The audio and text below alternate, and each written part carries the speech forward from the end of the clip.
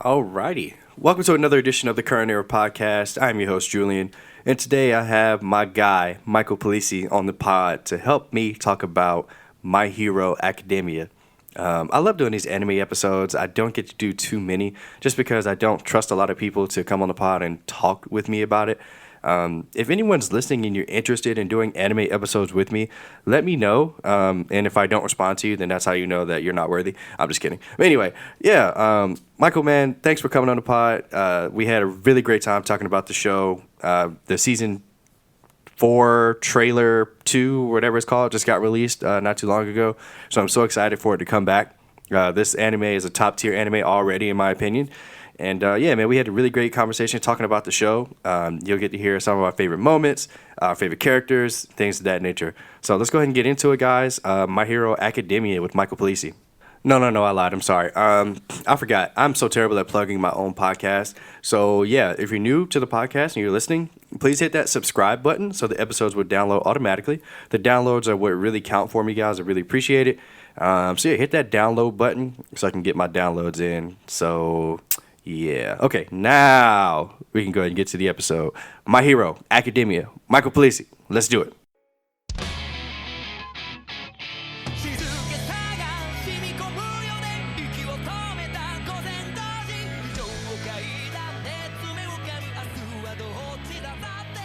Okay, I'm excited.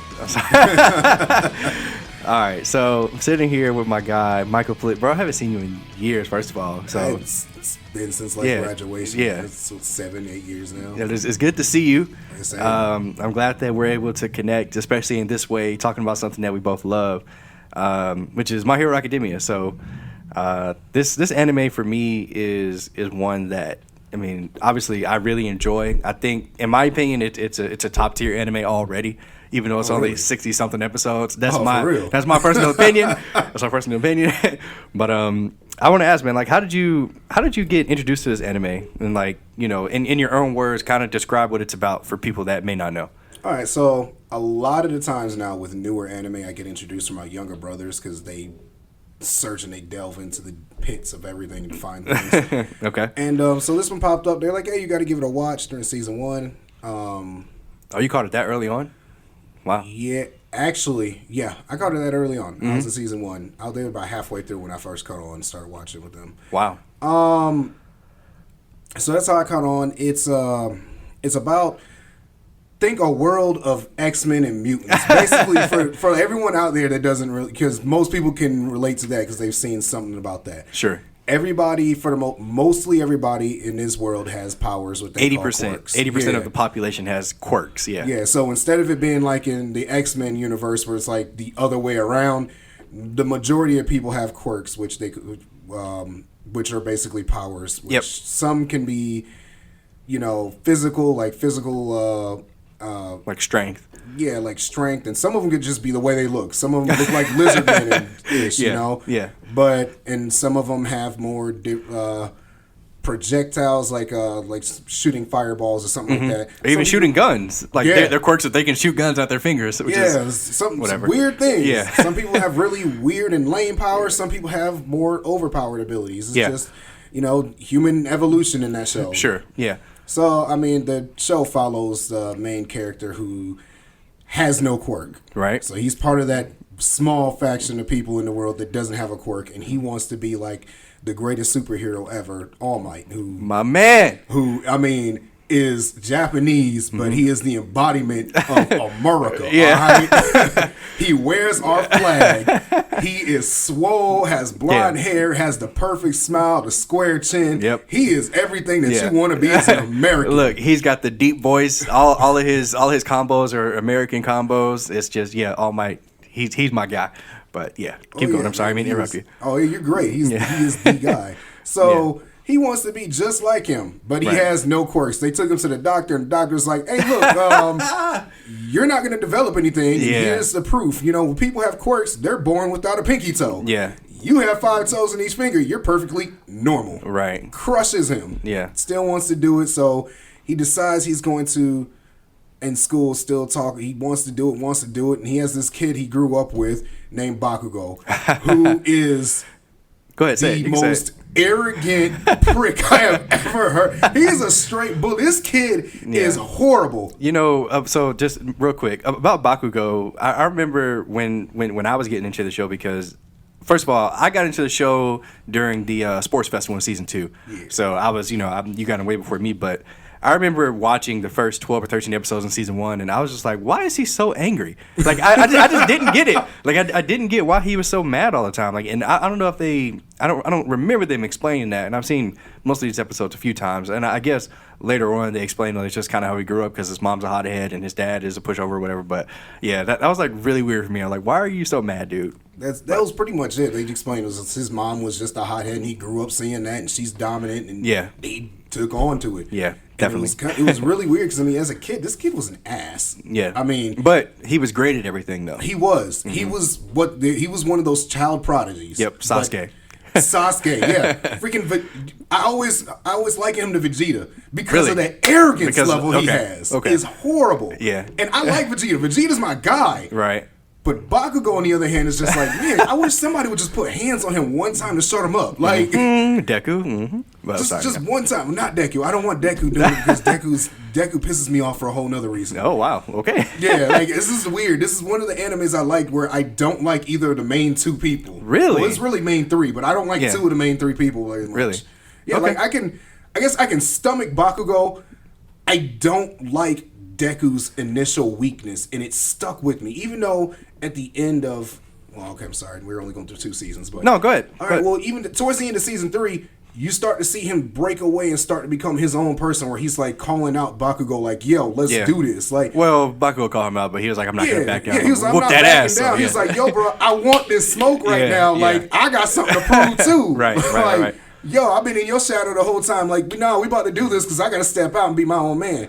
But even with him finally developing that, it's just the first 2 seasons of that initial weakness that he had, it left a bad taste in my mouth. So when you say weakness, do you mean his inability to control his quirk, or just like his mentality as far as, trying to stand up for himself or things like that? I think it was more of the mentality. Oh, okay. Because he, as bad as Bakugo always treated him, right. It was, "Oh, Gachan, you're still my friend," and just wanting to hover around the guy instead of be like, "Nah, bro, I'm about to go ahead and take your head off. Like, bro, you pushing me down, you treating me like crap, and I'm not about to keep coming back to you acting like you're this savior." Yeah. I mean, I see your point of view. I mean, playing devil's advocate, I feel like Deku is different to me. Like, I really enjoyed Deku as a main character. And going into the series, I didn't think I would because he couldn't control his powers, and that was what was pissing me off. Like, every time this dude would do any type of smash, like, he would just break his arms, or like, he's useless, and I hated that. Bro, he was a one attack guy. Yeah, it was so annoying, but like his mentality, like, it's different. And like, I guess that's what I enjoy because, if you're thinking about Goku, or if you're thinking about Naruto, if you're thinking about Gon, like any main character, like, they're all, I don't want to say level-headed, but they're all no-nonsense guys. Like you try, like, you want this smoke, like, let's get it. Right. And Deku's not really like that, and I appreciate that, I guess. But whatever. To each his own. I mean, I can appreciate I'm not about to just fight you for the sake of fighting you. Right. But I'm gonna keep coming back to you thing that he did with Bakugo. Yeah. That's what irritated me, because I was just like, I don't know. I guess because maybe the bullying thing happened to me as a kid. Yeah. But it was more of, if someone's bullying me for years and years, I didn't go and say, "Oh, I'm just trying to be your friend." It was, "All right, man, you know what? I'm going to fight you. All right, I can't fight you. All right, fine. Well, I'm going to avoid you. I'm going to do something, but I'm not about to keep coming back to you and just welcoming this back into my life." Like, that's crazy. It's crazy to me. I do appreciate Midoriya in his way that he does. I'm persevering. I'm trying to get through this, especially when it came to learning, like, trying to control his powers. Yeah. And I was like, yo, like, I really do appreciate that man put in work. All right? Yeah, definitely. Yeah. You remember the transformation? He was just cut and just swole for it. And it was just like, yo, what the heck? And they showing all the workouts and how All Might's pushing him, because he was like, look, you're not gonna be able to control this power until your body gets strong enough to control it. Yeah. And I was like, I can appreciate the work he put in. This man's serious. He's dedicated. He wants this work. He wants this power. But even then, I mean, that didn't necessarily help him, because, like I said, like the first time he did it in the when he was doing his entrance exam against the big robot, which is amazing. I mean, I love that scene. but he almost died. Like he jumped up in the air, broke his legs, and then he did I think it was a Delaware smash and broke his arm. He was just flopping down like he was just, and then Ochako saved him, but whatever. But so obviously, like I said, this show to me is already a top tier anime. That's my opinion. What are some things that you like really enjoy about this show? Like, is it the animation style? Is it the quirks themselves? Like, what drew you to the show? Ironically, as much as I say I didn't like things about Bakugo and All Might drew me in. Really? Okay. If those two weren't present, I guarantee I wouldn't have made it past episode 3. Wow. It just wouldn't have happened. Okay. Their personalities and the way the way the creators made them. Yeah. It drew me in, especially All Might, because of course, All Might, yeah. Man, he's the American dream. So I saw that happen, and I was like, all right, let me watch a little more of this. Yeah. This boy's chasing after trying to be a hero like this guy. All right, well, maybe I can watch a little more of this. And then Bakugo being he's not a villain. He's not a protagonist. But he's still cool. He's cool. He's a cool guy. He's good at everything. He has a great quirk, and he's a beast with his quirk. Like explosion. Like what? And he's so creative the way he uses it, which is what got me too. Because it was like, all right, well, he's not just strong. He's smart too. And exactly. Clever. He knows how to manipulate his quirk to his advantage. Yeah. I remember when they were doing the 1-on-1 matches or the 2-on-2 matches, I guess, and when he was fighting Deku, like Deku has this little hero handbook that he wrote down, like our weaknesses and strengths, and Bakugo, of course, knows about it, so he swings right, and then he like jumps up and uses his quirk to bounce through the air, and I was like, what? That's great stuff. But so I mean, at what point did you know that you were like in on this series? Like what moment or whatever when you were like, all right, I'm 2 feet in, like let's go. Oh man. No. Yeah, that's one to think about, because like the most memorable thing I could think about from the first couple from the series to start was the sports festival. That was season 2, so yeah, I would have to say before then, the moment I was in was when they announced. I think it was when they announced that All Might was going to be a teacher at the school. Oh, okay. And like you said, that 2-on-2 with Bakugo and other Deku. hardening guy against Deku and Ochako, whatever. Yeah, that's when I was like, okay, all right, I can do this. The way Bakugo, like you said, how clever he is in using his quirk. Yeah, and the way he was like, you can try to outthink me, but in the end, Deku, you're not smarter. You might be, but you're not smart enough to just completely out chess match me. So you're gonna have to fight. Yeah. Well, it's a mixture of being smarter and better. Like Bakugo thinks that he is like on a different level than Deku. Yeah. And like that, I guess that's partially why he's so angry, because he's always used to being better than him, and all of a sudden this kid comes out of nowhere. He has this amazing power, and he's like, "What the hell? Like you." I think he says this in the show, like you were nothing to me, and then now you're like a threat almost, and yeah. Great stuff. He's definitely mad because Midoriya is definitely closing the gap. Oh yeah, it happened so quickly. Oh yeah, that's what caught Bakugo off guard, and that's why I feel like that's why really he's pissed about it. He doesn't like the fact, like you said, that he was just completely above Midoriya's dominance, and now all of a sudden Midoriya's closing the gap pretty quickly on him, and then now by the end he's like, oh well, that gap doesn't exist anymore. Right, it's not a gap. Right. So I mean that's kind of what brought their fight on in season 3. And so first of all, I mean, I know we're not going to get too much into season 3, but that fight was beautifully animated. Oh like that jump was so beautiful, and like had so many colors, and the way they were moving. Like first of all, the footwork that Deku did in that fight was just crazy. I really love that fight, but I also love that they made the decision to not have Bakugo lose. Like I thought it was important that he still win, because as soon as he loses, he's kind of irrelevant in my opinion. Like like you need your rival to be better than you, so you can have something to work towards. So I mean, it was a good fight. Like, and I really enjoyed it. But it's like the Naruto and Sasuke factor. Yes, Naruto did not beat Sasuke until the end. The end. The end. Yeah. That's when he finally beat Sasuke, and then in that anime they were talking about, well, right now you have an advantage to beat Sasuke because he can't use his Rinnegan fully. He can't absorb jutsus and do things at the same time. So you got it. Kurama was telling him, you got lucky. basically. Right. So, I mean, I feel like that's really important too, because, like you said, once Deku doesn't have that's one thing that pushed him so hard. Definitely. Was the fact that Bakugo was so much stronger than him, and he had to Yeah. catch up. So, I feel like right now, if he would have just handled Bakugo, what would have been the motivation to keep going? 'Cause, Exactly. I mean, yeah, All Might's pushing you to get stronger. So it's at that point, I feel like it would have just been, let me get stronger so I can use this quirk. But at that point, it's not. Let me keep pushing myself to these levels that my body just almost can't take to get stronger than this other person who's doing the same thing. Right. You know, they always say, iron sharpens iron, man. And you always got to have somebody there competing against you to get stronger at the level that he wanted to do. Definitely, totally agree.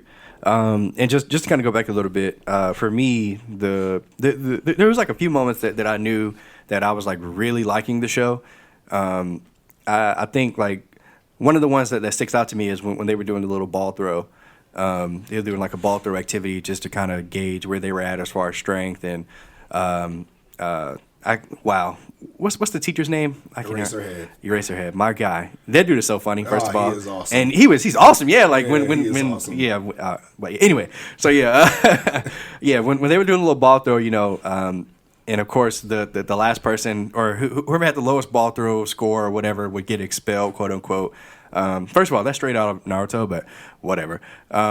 So yeah, everybody's just throwing it like they're killing it. I think Uraraka got infinite because she can, her quirk is zero gravity. It's just not fair. Her score shouldn't even apply to Yeah. that test.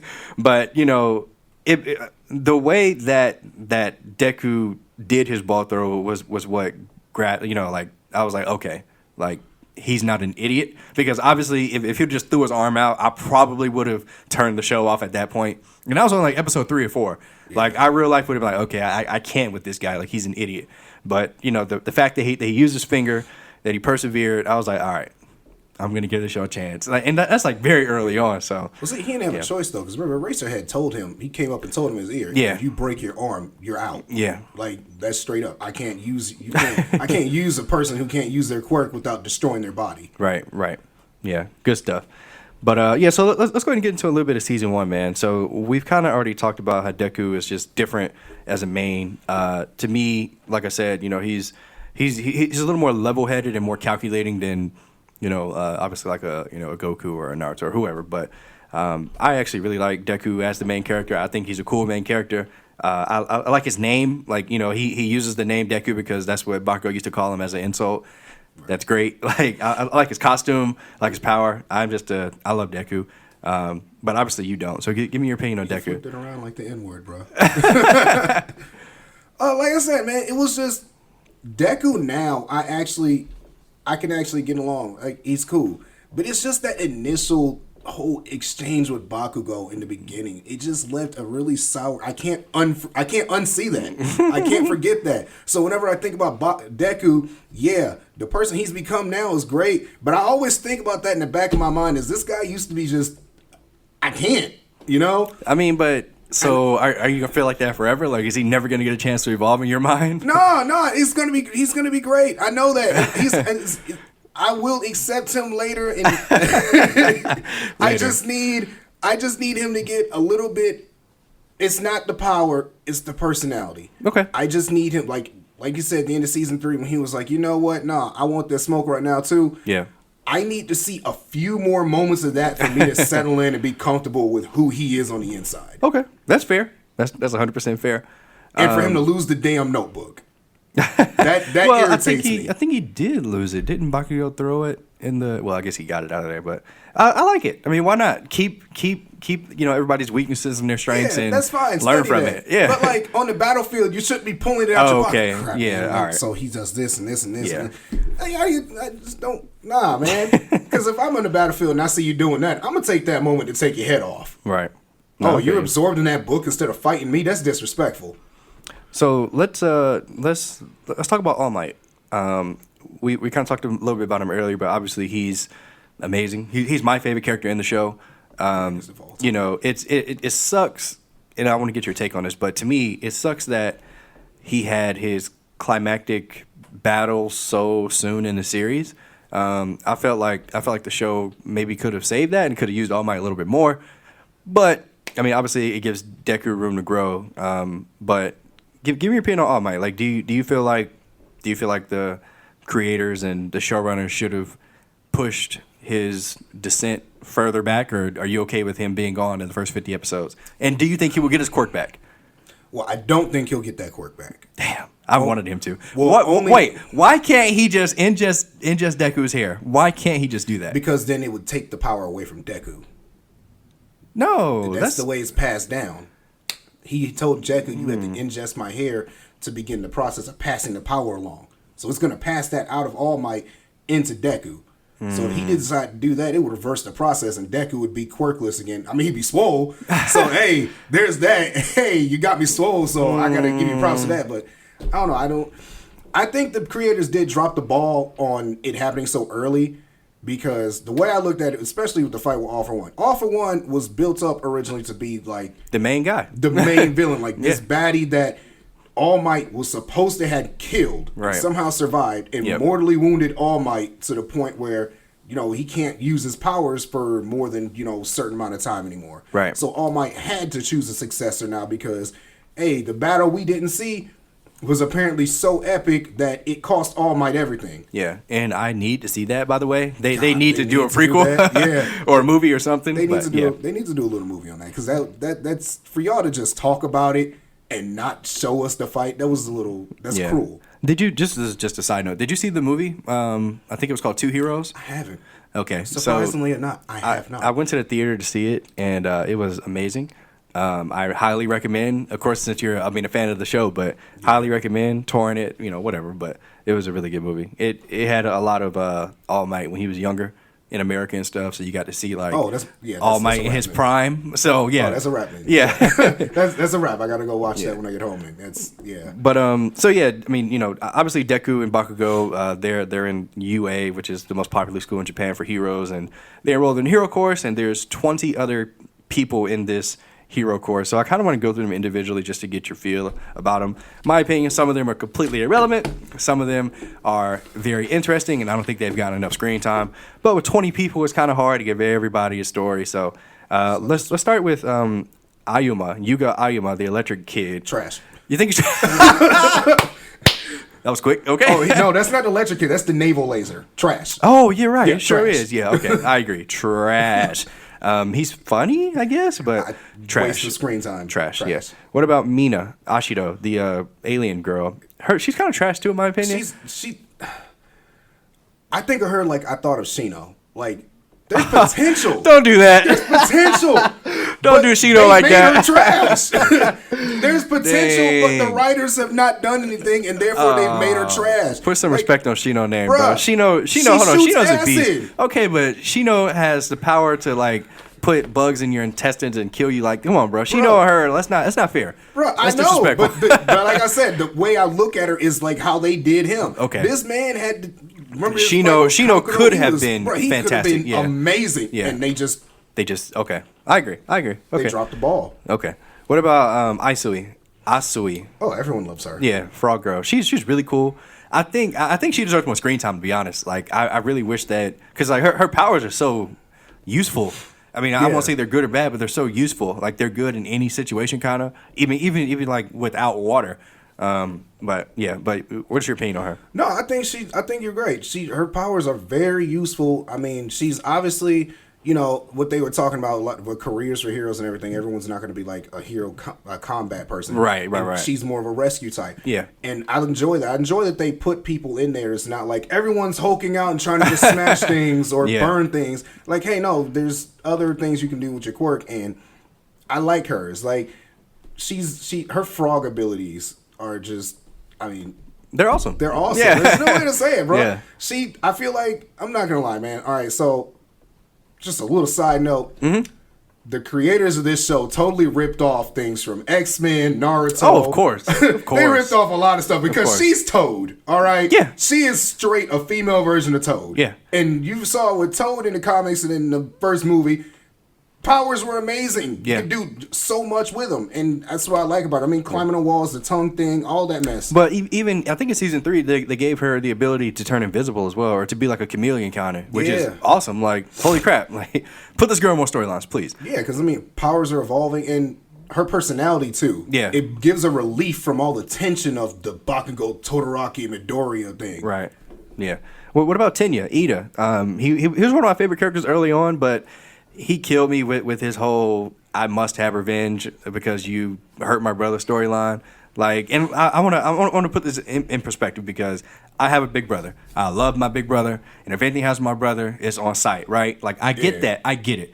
But if there's a threat that you're just not ready for, you just can't take it, what are you doing? Like, he almost got himself killed. He almost got his classmates killed. He almost got another hero killed.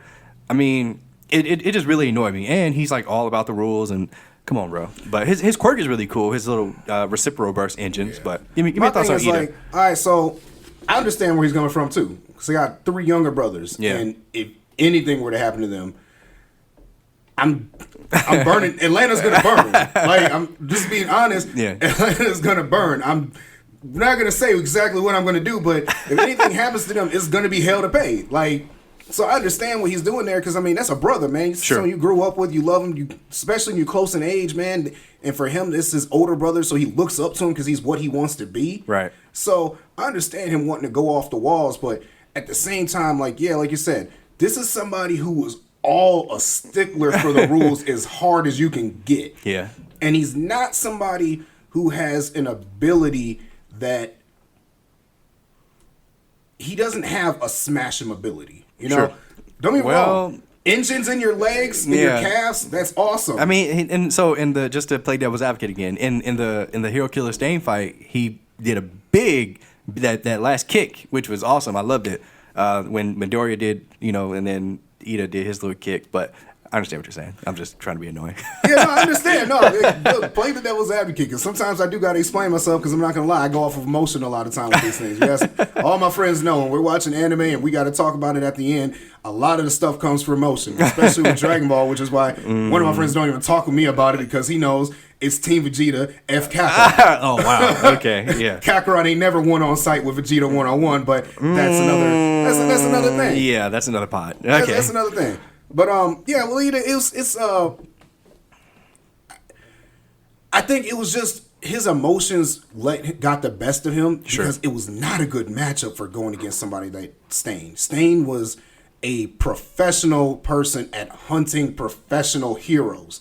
You're in school learning to become the basics, learning the basics of becoming a hero. You can't even use your powers fully yet, and you want to go against a grown man who's made his living on killing guys that are actual heroes, and just did it to your brother but left him alive, and you want to go against this man? Like, I understand you angry, but at the same time, you're too smart to make that kind of a mistake. Yeah. Like, you're just too smart for that.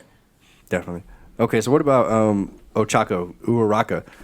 She's Deku's love interest, obviously, but her story that they went into in season 1, like, it brought a tear to my eye. I'm just like, you are amazing. Like, and her fight with Bakugo was amazing. I thought she had him, but again, Bakugo doing what he did in that scene was just, holy crap, like, you're amazing, Bakugo. But I love her quirk. Her quirk is amazing. I mean, zero gravity, like, what? It's no brainer. To me, she's one of the top, like, in my opinion, like, she's one of the top people in this class, in my opinion. But what's your thoughts on her?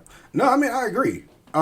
Especially and it shows her intelligence during the sports festival. Yeah, definitely. Because when she got matched up with Bakugo, I was like, she's dead. That's it. Bakugo's gonna run up, put his hand on her face, and blow it clean off. That's what I thought was gonna happen. But I mean, zero gravity, she was smart on how she used it. One, Bakugo knew, and Bakugo was smart too. Mm-hmm. He knew, hey, I can't let her touch me. Right. Because then I'm going to be in the air using my power just to try and get back down. Mm-hmm. And then 2, man, when she put all those boulders and everything in the air while he was blowing stuff up and no one noticed that until the end, I was like, oh, yo, she got it. Yeah. And I thought, man, she about to eliminate Bakugo. What's going on here? And then, obviously, Bakugo's Bakugo. So that didn't happen. But I like her too. I think she's very necessary to the story because one, it pulls some of the drama away from the Midoriya versus Bakugo thing or versus Todoroki, and it puts another side of him on screen. The I'm still young and I have a crush on this girl and she has a crush on me kind of thing. And it's as far as relief is needed, it's needed. Definitely. You can't have something be super serious all the time. That's why I like Asui in there because of some things, and some other characters like comedic relief. So yeah, I mean, she's definitely necessary, and I think she'll be a great, she'll be a great rescue hero. That's what she's trying to do too. Yeah. So what about Ojiro? I think this dude is absolutely garbage. He's useless. This is the tail guy. Yeah, he's trash. Okay. Can we just move on, please? He's a kung fu yeah. master, quote unquote. Yeah, trash. What about Denki Kaminari? This is the electric guy. I like his quirk, but he can't control it. I mean, he has the little gun thing to help him control it. I don't know. But his quirk, I mean, shoot, the man could be Static Shock if he if he could control it. Yeah, I mean, he uses his electricity and it makes him go, I mean, stupid. Yeah, it fries his brain cells. Right. That's literally basically what it does. It fries his brain cells for a certain amount of time. So, yeah, I'm going to use this and shoot a lightning bolt at you and then, hey, I'm dead. So, he definitely is one of those people that just needs to learn so much more control. Like, he needs to be on that Midoriya control plan. He needs to be on that Midoriya control plan. Definitely. Okay, what about Kirishima? Kirishima, to me, he's one of the coolest characters. I like his quirk, but I think the Tetsu guy's quirk is so similar. And obviously, they did that on purpose for laughs in 1B. But what about you? Like, how do you feel about Kirishima? I feel like he's cool, and I feel like his quirk is pretty cool too. Mm-hmm. Like, if I had to choose a quirk that already existed from these students, I think his would be one of them that's in there. That okay, one of them. I mean, not the top of it, but one of them. I'll tell you who the one later is. Okay. What about Koda, the animal? This dude is completely useless. Yeah, he's useless. He's trash. Like, your ability is you can talk to animals and everything and get them to do your will, but you're so soft-spoken that you don't talk. Yeah. No, get out of here. It's trash. What about Sato? This is the sugar guy. Yeah, useless. Useless. He's going to get diabetes before he... He's useless. He's going to get diabetes, man. Like, I can't. Oh, shoot. Okay, what about Shoji? So Shoji's he's cool. Yeah. He's the guy that has all the arms. He's cool, but his quirk to me is a little... weird. So I don't know. He's like a tweener for me. Like, he's kind of useless, but he's kind of cool. I think to be honest, I think his quirk is one of the most well-rounded in the class. Really? Okay. Because on one hand, he's a sensory type. You know, you're not going to get away with anything around him. He can see everything, hear everything with those arms. Very true. And on the other hand, bruh, he can fight too. Yeah. Those arms got hands. Right, literally. Right. Those arms have hands. Yeah. Like he can fight too. So I think he's a well balanced person, but he doesn't excel in anything. So it's one of those like if you're playing a video game and you have to choose somebody of classes and everything, you always want the brawler and this person. Right. But you always want that balanced person in case one of your people goes down and they can step into a role or something. They can do everything. You know, you don't have to put them in a box. Makes sense. And I feel like he's one of those people, and that's why I feel like he's going to be successful somewhere as a mid-level hero or something. Yeah. Okay, what about Jiro? This is the ear quirk girl. You think she's trash? I think she's trash, too. What? I think she's trash, too. Okay. All right. Okay, so this is where opinions differ because I thought, especially... I like the way that she can use her powers because if it was strictly just she can hear, I mean, okay, who cares about that? But the fact that she can plug her crap into her boots and do that little supersonic wave, I thought that was cool. It's cool, but I just feel like I don't know. In the grand scheme of things, is she going to be? In the grand scheme of things, it's like maybe if they can give her more screen time and expand upon her powers, but I feel like where she is now is just too limited. Okay. What about Hanta, Cero, the tape guy, Spider-Man? Trash. Trash. His quirk is he can shoot tape out of his elbows. Like, what? Garbage, bro. I'd rather the tail dude over him. Seriously, yeah. Okay, what about this guy I love, Tokoyami? So now we're at the power that I would want the most. The greatest power ever. Okay. Dark Shadow. Dark Shadow is dope. Let it consume me. And we're going to destroy the world. Okay. I am the anti-Batman, okay? Okay, all right. Calm down. Yeah. No, yeah. Tokoyami is awesome. First first of all, his whole demeanor, his character is really cool. Sucks that he's like a bird face guy now, but whatever. Even in season 3 when they were developing their quirks, and his was to put Dark Shadow over him like a coat of armor. Yeah. Oh my yes, God, yes, give me more. Yes. Yeah. Shoto Todoroki, no brainer. This dude is a monster. He's a freaking powerhouse. It's almost insulting that we haven't talked about him more at this point. Yeah. But Todoroki is, in my opinion, he's the strongest person in the class. Oh yeah. He's obviously half fire, half ice, but this dude is a complete powerhouse. He's so smart. He's battle tested. He's one of my favorite characters in the series right now as well. But what are you He's about? genetically engineered by the son of the number 2 Yeah. hero. Like This dude is Mewtwo. Yeah, like I feel like, yeah, like you said, he's the most powerful person in his class. Definitely. They had the sports festival. Bakugo ended up winning. I feel like the only reason Bakugo won Well, was because Todoroki didn't want to do it. His heart wasn't in it. Todoroki's heart wasn't in it. And remember, Todoroki, for longest, refused to use his fire side because he hated his dad, and that's where it came from. And he loved his mom, and that's Right. where the ice came from, because the whole backstory with him, which was really freaking sad, too. Yeah, definitely. I mean, like, he had the Zuko treatment. Yeah. So, again, another anime they stole from. But, Noticing a theme here, guys. hey, if it works, steal from everyone else and make a good anime. I guess. Yeah. But, dude, his abilities are just, you can control fire and ice, and when he finally learns to do it at the same time, Can't he? I know that's what they were working they on. were when they're training him to developing do it. that. Was, Yeah, all right, you're right. You can use both. Now let's develop you using both at the same time. Yeah. And I was just like, yo, like, if he can end up using his fire like his Endeavor does, and then you can have mediocre ice powers, but like his ice powers can stay as they are now. But if his fire is where his dad's is, and then he has that, his ice powers are already not fair. Exactly. Like they're not fair. Exactly. Like they're That's all next he level. trained on. Yeah. So yeah. even if they don't evolve any more than that, if he gets his fire levels on par with his dad's, Yeah. because his dad is the one who's still around, and he has other siblings, and they all have fire powers. Yeah. So there's a learning. There's some people to learn from here. If you can get your powers on par with that, plus the ice powers you have, there's nobody in this world that's gonna stop you. I don't care. Like, no one's gonna stop you. You have two opposites that come together. No, what are they gonna do? I think Midori has something to say about that. But anyway, so what about Toru? Until he She's gets burned up.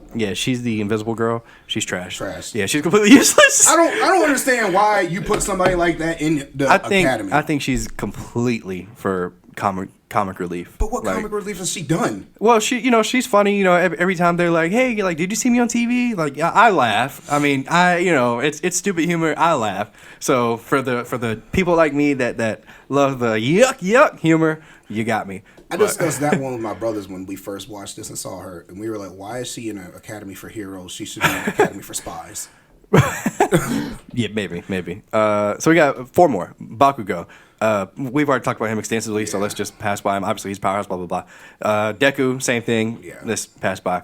Mineta, grapefruit. This dude is trash, but he is so The hilarious. ultimate comedy relief He is is so funny. there. He is absolutely necessary, and I will go to my grave with that. He is freaking hilarious. I don't know how he got into the academy with his abilities, Yeah. but I'm glad he did, because this is the funniest. Pervious He's dude. a horrible pervert, Yeah. and he stands 2 feet tall and Yeah. 30 pounds. Yes. But he is hilarious, Yeah. and every scene that he's in is funny. Yes, I love it. He's absolutely necessary, and I'll leave it at that. Last person, Momo, Yaya Rozo.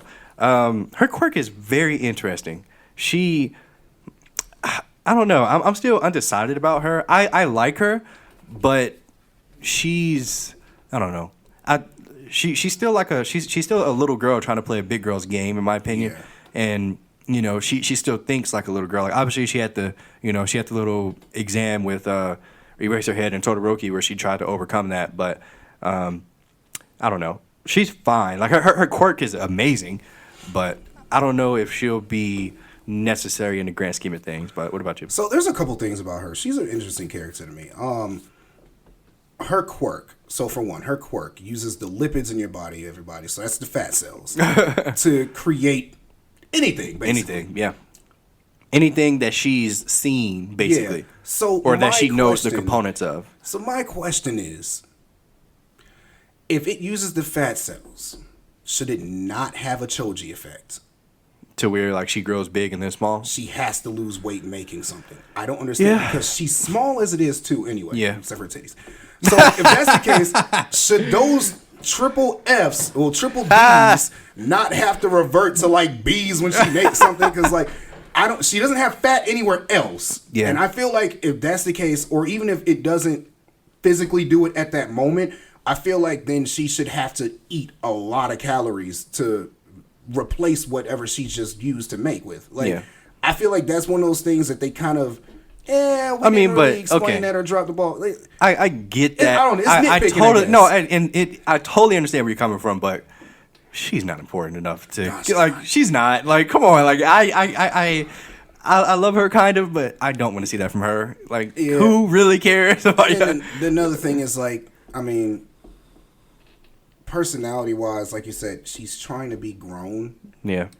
And at the same time, she has these insecurities that they're just childish. Look at her and you're like, how are you trying to be grown, but you act like a freaking child? Yeah. I don't understand. So one of the things going into this season that I was curious about was, who are the bad guys going to be? Because like through the first 8 or 9 episodes, you see like no bad guys, which is weird for an anime. Usually, you see the light and you see the dark, and then they come together. But in this anime, you didn't see the bad guys till the end of the season, and I really like that. I was like, okay, like let's establish this group of characters. Let's make you care about them, and then let's put them against somebody. Yes, okay, do it. Like it worked out great for me.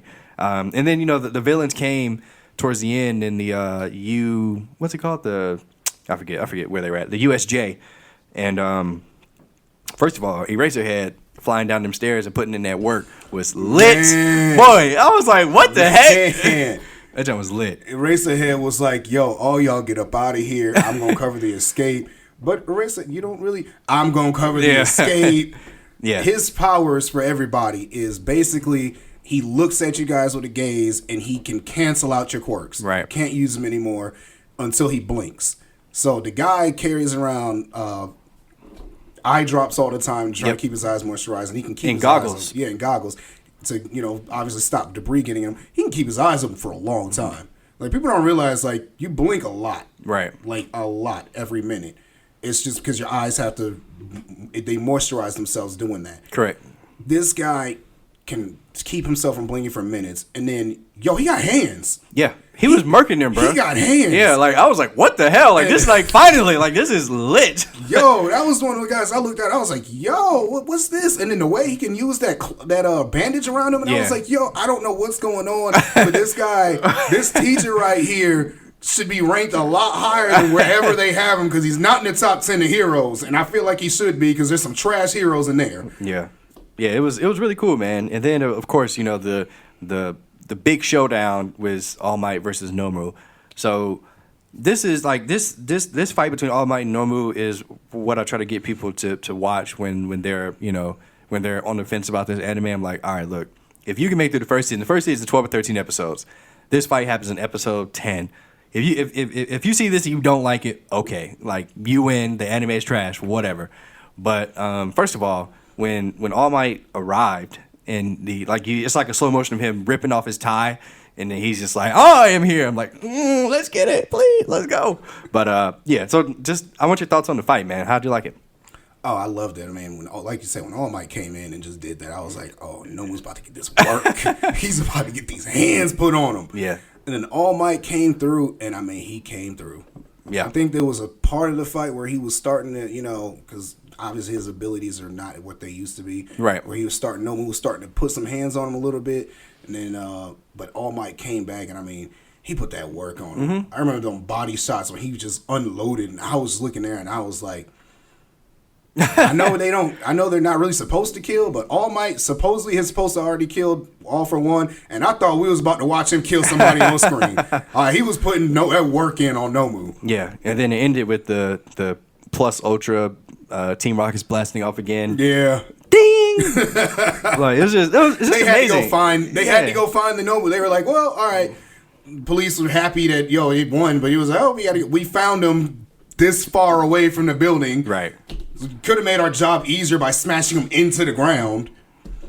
Yeah. But hey, I mean, whatever works. I mean, he totally blasted him off with that. I mean, he put that work in. Yeah. There was just a great fight. Like, I'm pretty sure this is the first time that there was like actual real combat in the series, because I mean, obviously, with the, if you're going against robots or if you're going against your classmates, that's not like a real fight. Like, this is the first time where it was like life or death. You better come with it or you're dying fight.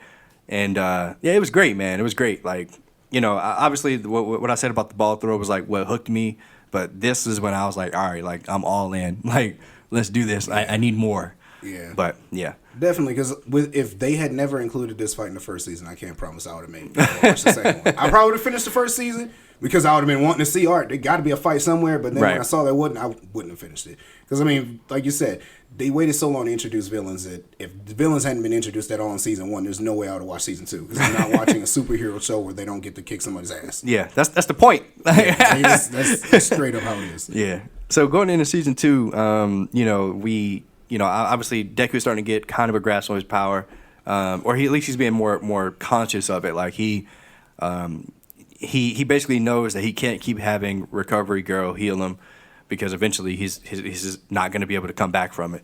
So, going into the sports festival, he tries his hardest not to use his powers until the fight between him and Todoroki, which was just absolutely amazing. Again, beautifully animated. To me, it's like the second best moment of the show. Just give me your thoughts on that, man. Todoroki versus Deku. Bro, the way they did his ice was beautiful. Yes, man. That ice coming out the ground. It actually it was beautiful. I was just like, I could sit here and watch ice just being formed all over the place. Like, the animation was amazing. And the music. The music in the show is top notch. Oh, yeah. From intros, closings, to the music that they have in the show, top notch. And especially in that season. But sorry, didn't mean to interrupt. They did a good job hiring people for music on that one. Yeah. Yeah, the music was just great. I think that fight was great. I think it forced Deku to actually do some fighting. Yeah, finally. It forced him to have to do some fighting, because fighting against Todoroki, who can hit you at a distance, he can hit you close, it doesn't matter. You're gonna do some fighting, because you just standing there, you're gonna lose. He's gonna get you. And it was interesting to see how he was just sacrificing his fingers. Like, he was just smash, like with all his fingers. I was like, bro, like, you can't keep this up. And then like when he broke him all, he just re-broke him, I guess, and did it again. I was like, okay. But at that point I was like, yo, one thing I can respect about Deku is, yo, that pain tolerance. Yeah, I'm about to say, bro. This dude feels no pain. Like, he's a machine out there. I mean, man, I wrestled and do jiu-jitsu and all that, and I've dislocated and broke stuff, and I can tell you right now, it hurt. Once something is broke, I'm not swinging with it. Yeah. It's done. That's it. I break a finger on a hand, I'm not swinging with that hand anymore. Screw that, it's just the finger. So for him to keep going like that, that shows one thing. He has heart, and man, he can take some abuse. Yeah. And like I said, this particular scene, the climax of it is, they're, I guess, through the whole fight, Deku's trying to get Todoroki to use his fire side, because he knows that, first of all, if he doesn't give it 100%, like, he's never going to be a great hero. But he knows that he can't hold in that anger for his father, like, his entire life. Like, and Deku was saying, like, this is your power. Like, this isn't your father. Like, this is your power. Make it your own. And then like Todoroki's like, are you serious? Are you sure? He just flamed up. I was like, let's go, let's go. Yeah, it was great. That was great, because I was like, yo, like, first off, it was like in the middle of a fight, Deku is helping out his opponent, because he's still a friend of his, of course, and he is trying to help him out. He's trying to help him out as a person. Yeah. Like, screw the fight and everything. Throw all that out. You need to let this out and get over this problem that you have with your dad. Yeah. Because this is your ability, and you holding all this anger, and you need to let it out. Right. Now, I don't know if I would have chose that moment, because I'm not trying to get burned up. Like, you might freeze me, that's one thing, but I don't deal with the fire thing and 3rd-degree burns. I've seen it, so I personally might have waited until he fought somebody else and then start screaming from the sideline, but hey, that shows you what kind of man Deku is. Like, he's just a good person. Yeah, so pretty much after that moment, the sports festival is over. But during the sports festival, you find out that Ida's brother was attacked by Stain, hero killer. And then, there's that whole arc that we talked about with Ida and him trying to track down the hero killer Stain, because he just has to avenge his brother. But during that, Deku gets a sensei, finally, which is All Might's old teacher, and he starts to learn some control over his power. It's very minimal, but he learns some control. Finally, because you start to see, I think he calls it full cowling. You start to see him be able to move around quicker, be able to attack with some type of force and not destroy his body. So like this, this is when I was like all in on Deku. I was like, finally, like, and then the way he came in on that Stain fight when he was jumping from building or from building to building to building to building to building, and he just that was just I loved it. This whole fight was just fantastic. Give me your thoughts on that Stain versus the student fight. All right, so I think that was amazing. I think Deku learning from Gran Torino how to start to repress some of the power was amazing. Although Finally. My one argument with that was you're supposed to be this smart and nothing ever told you to hold back while you're trying to smash everything because your body can't take it. I think so. It's I don't know. He was holding back the best that he could, but the power was so great that he could only use it at 0 or 100%.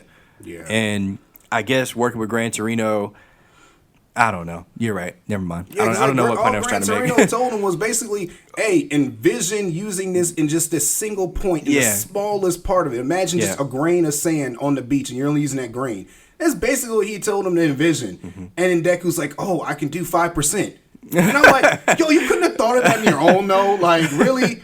You didn't have to get some hands put on you by the old man first? Like, but I mean, at least it happened. That's the important thing. And like you said, the full Cowling, when he was jumping from building to building and moving, I was like, oh, okay, so we got something now. Finally, yeah. We finally got something. With the green electricity, he's using the power throughout his whole body, but only using 5% of it. And the thing is, like, it's hard. It's so difficult because you got to think. They say it gets stronger every time it's passed down. Right. So what All Might had to deal with was easier than what Deku had to deal with gaining the power, and so on and so forth. Sure. It's going to be harder for everyone else that gets it. So I can understand how it's taking Deku longer time than it did for All Might the Master. I feel like it's going to be like that for everybody.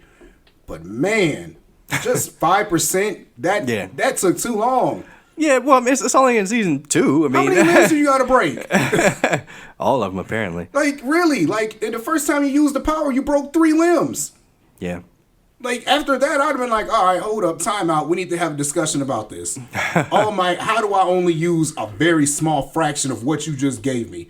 Because, remember, All Might said he didn't give him everything. He gave him 1 hair because he said that's all your body can take. Right. Well, no. I mean, he has the full power inside of him. He just needs to learn to control it.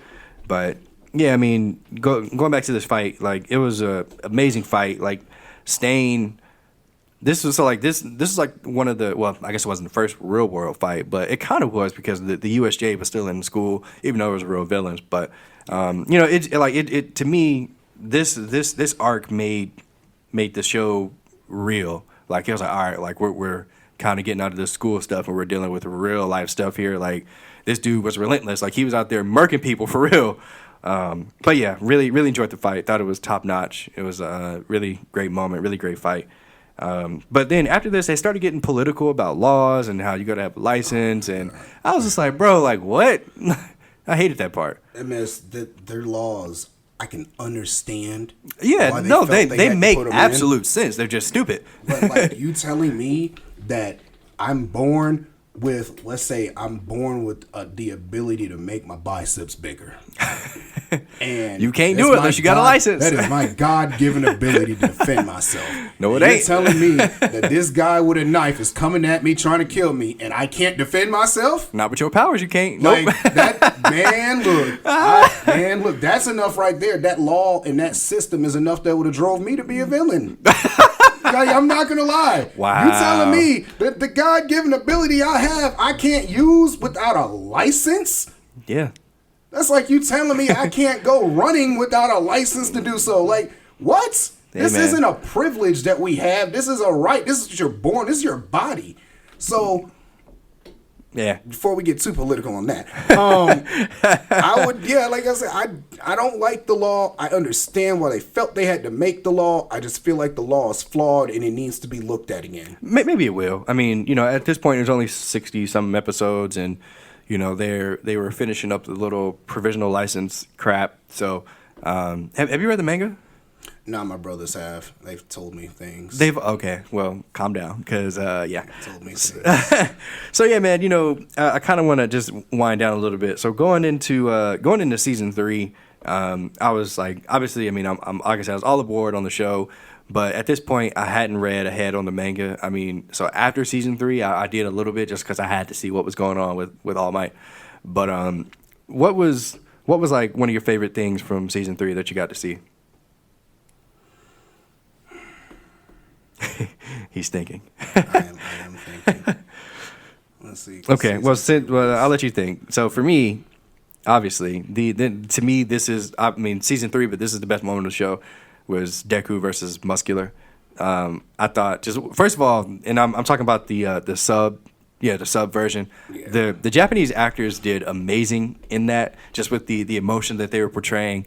Muscular's trying so hard to kill Deku, and Koda, he activates his quirk because he's in distress and splashes water on him, and that distracts Muscular long enough for Deku to overpower him. Just a great scene. Like, I love that scene so much. I love the ending and the music where he stands tall, and it's like you see the comic book shot, the manga shot of him. I love that. I think that's the greatest moment of the series so far. That's better than All Might versus All for One. It's better than Deku and Todoroki. Those are all great, but to me, that's the best scene of the show so far. So I love not just that scene. I love that whole arc is amazing. That whole part where they're in the camp trying to learn their powers and they get attacked by here. I love everything about it. Yeah. So I am going to nitpick about one little thing with the Deku thing. Okay. But that could be it. So I do love the fact that, Deku was like, I can't run from this guy because his quirk is so similar to mine and it's more advanced. He can outrun me. I can't. Well, and he would have had to carry Koda. He couldn't. Yeah. So it was like, I got to be a hero, step up and fight this guy now, even though I'm probably going to die. But I gotta do it. It just has to be done. I can't leave this kid to die. What kind of hero would I be if I just abandon a little 5-year-old because I'm trying to save my own skin? Exactly. So I appreciate that on that level, because I was like, this shows the maturity that Deku already has as far as how he sees everything. And the fight itself was great. I mean, I only have the one issue is that Deku should not have won. Something should have happened where somebody should have had to save his behind. They can't. And no, I'm glad you brought that up. The reason that they went into this camp and didn't tell anybody was because the villains were targeting All Might. Yeah. So like, if All Might would have swept in, I'd have been pissed. Oh, I'm not talking about All Might. If anybody would know, bro, let Deku have his moment. There. No, let Deku have his moment, bro. Let him have his moment. He didn't need nobody to save him. Like, one for all, 1,000,000%. Let's get it. Like, take these hands. Because that's where I have the issue. It's the 1,000,000%. I mean, it wasn't really 1,000,000%. It was 100%. Sure, it wasn't really 1,000,000%. That's just what he was feeling. Like, that's how much he Emotion thought that. over. Yeah, like he was about to die. I feel like at the same time, it should have. If him winning, that's fine. But if that's the case, it shouldn't be I overpowered you. It should have been somewhere similar to it could have been. It had to have been some kind of little I got lucky kind of deal. It was Koda splashed the water on him. That was lucky. Thing, but like he was literally dying. Yeah, but that I don't know. That fight was just I don't know. I loved it. But that whole scene, that whole arc and everything of them being in the camp, I thought was amazing. I liked how they did show a hero dying. Well, get the results of her dying. Yeah, there's just some body parts left over. that thing ate her, and then my boy Tokuyama lost control. That was a great scene. And he's like, "Get away! It's taking over!" And I'm like, "Bro, just let it take over. Just let it happen." What? No. Let it happen. Go wild and kill everything. Eraserhead can stop you. Kill everything. Can he? He can blank out the powers. I'd blank out Dark Shadow. Will it? Theoretically, but he'd have. But no, I mean, he'd have to look at Tokoyami, and at that point, he was fully engulfed in Dark Shadow. So he had just like his beak sticking out. So I don't know. I don't know if that would have worked. But luckily, Bakugo and Todoroki were there. So I mean, the light. Because what he did Shoji, the one with all the arms. Yeah. Man had to sacrifice an arm to that thing, and they wisely were like, "Hey, let's lead this to where the villains are. Right. We can't fight them, and that can." Yeah. And like I said, man, he went ham. Yeah, it was great. That was a great scene. Can't lie. That was awesome. Last question, man. Where do you rank this anime? For me, like I said, it's already a top tier anime. I can't say that it's the greatest anime I've ever seen because I mean it's 65 episodes. But for you, where do you rank this anime right now? Like there's Pokemon. No, to be honest, I'd have to put it tier 2. Tier 2? I can't put it tier 1. Why? Because that would say that it's on. For me, tier 1 would say it's on the same level as anime like Naruto. It is the same level as Full Metal Alchemist. It is. I'm not saying that it's better. I'm just saying that it's on that level. I can't. There's a couple. There's just those little things for me that just keep it from there, and a lot of it has to do with just stealing from all the rest of the anime that are in tier 1. But that's look. All animes do that. They be foolish to not do that. If you see something that works, you take it, you make it your own, and you put it out. That's just the way it is. It's like they made it the basis of their show is let's steal from everybody else. Yeah, I have no problem with that. Like I said, it makes a great show. Yeah, like I really also just a couple things with it, mainly Deku, that makes me go, hey, I can't put it at tier 1 yet. Okay. Right now it's tier 2 for me. From what my brothers told me, it's about to get wild. So at that point, I'll probably end up having a tier 1. But as it stands right now, it's the 65 episodes. It's a tier 2 anime for me. Partially because, one, there isn't enough of the violence going around yet. Sure. Okay. Which I'm pretty sure that's going to heat up too. Of course. They did a great job with character development. And man, like you said, when you're talking to people about, hey, keep watching until at least you get to that No Moon All Might fight, it starts off really slow. Like, okay, really but don't all anime hold on? I just want to put it in perspective. Naruto gave somebody hands in like the first episode, bruh. That does not count. Look, Sasuke gave Kakashi hands in like the third episode. No, he tried. Look, I was falling asleep on Naruto. Like the first 5 or 6 episodes, I was like, bro, this crap is boring. Until they got to the hit and miss. And it was Zabuza and Haku versus Naruto and everybody. I was like, gang, let's get it. But like, other than that, like I mean, don't get me wrong. Like, I love those first few episodes of Naruto, but it's slow. Like, it's introducing you to the characters. It's getting you to care about the characters, just like My Hero Academia did. But I don't know. Whatever. My Hero took like a whole season to really do it.